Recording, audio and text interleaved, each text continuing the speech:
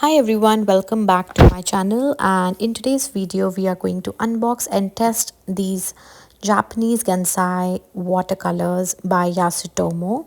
This is a traditional 12 color set, and these are semi-opaque and vibrant high-grade finely ground pigments made in Japan.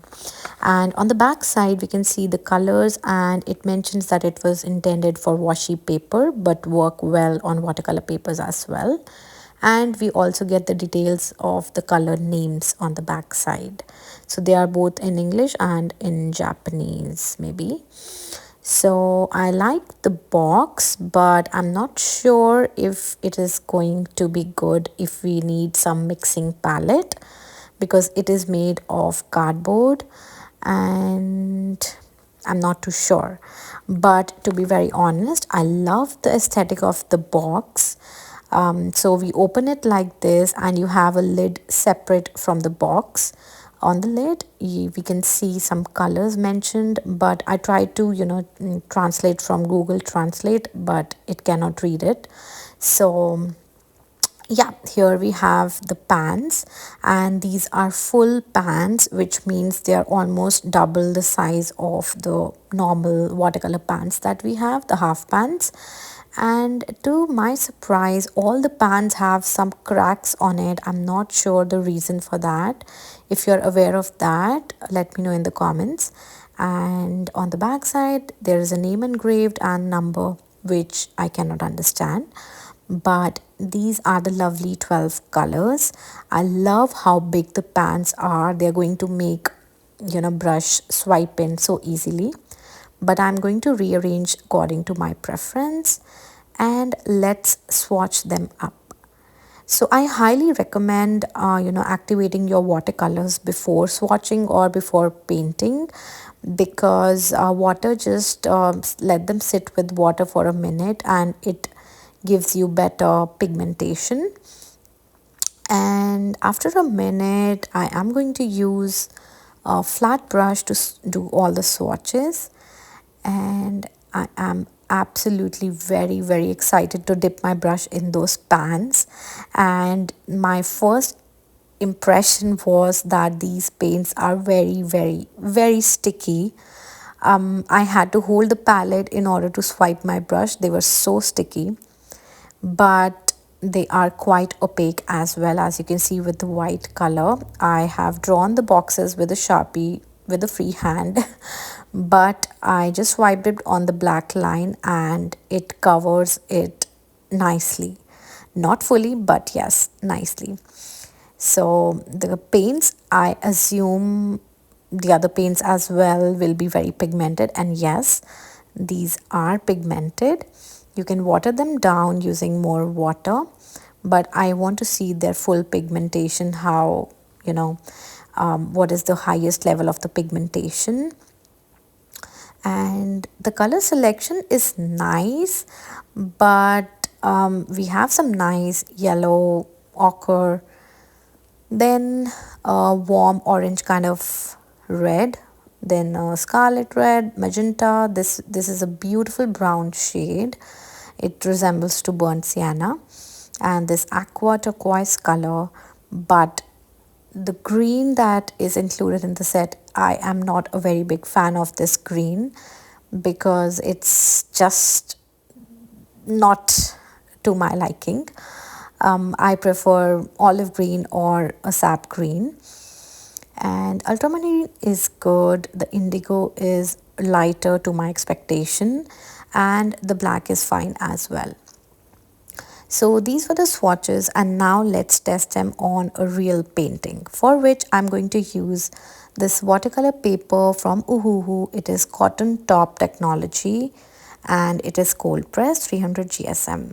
So the top of the paper is 100% cotton and the back side is made up of wood pulp, which makes it economical. I have nothing in my mind. I just know that I want to paint some loose flowers and a vase with it, a flower vase. So I'm gonna start with this turquoise color and just roughly sketch out my vase. And then I'm just going to test them, using more water, more paint.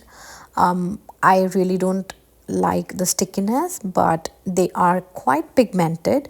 So I'm going to try different ways to use them. I'm going to paint different flowers, water them down.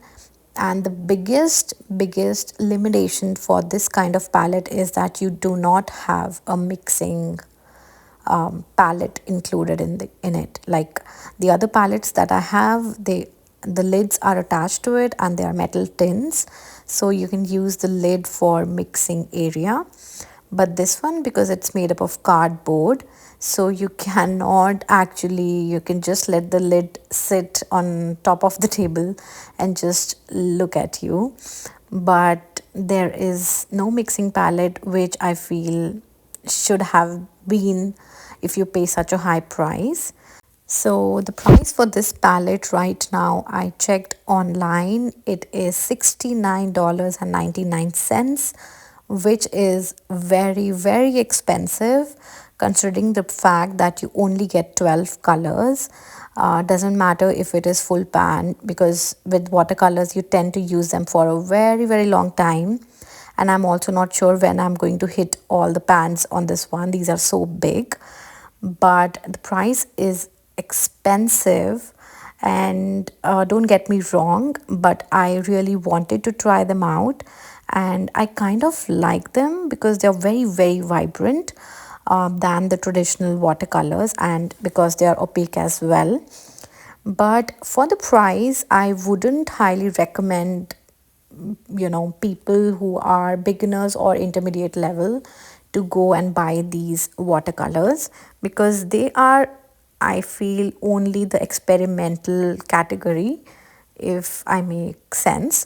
Because I wanted to experiment with the colors, I wanted to test them from a very long time. I waited for it to go on sale, and then I bought, and I gave 1,000 thoughts before buying this palette.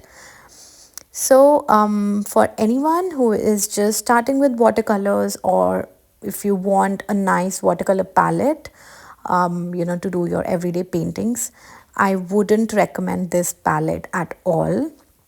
It is only, in my opinion, something for experiment and not to use every day.